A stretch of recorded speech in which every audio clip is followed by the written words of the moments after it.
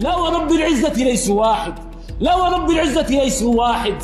إن أردتم أن تحملوها طائفية فستكن طائفية. مالنا واحد، لا ننسجم معكم ولا تنسجمون معنا. لسنا كهيئتكم، لا في إنسانية ولا في دين ولا في...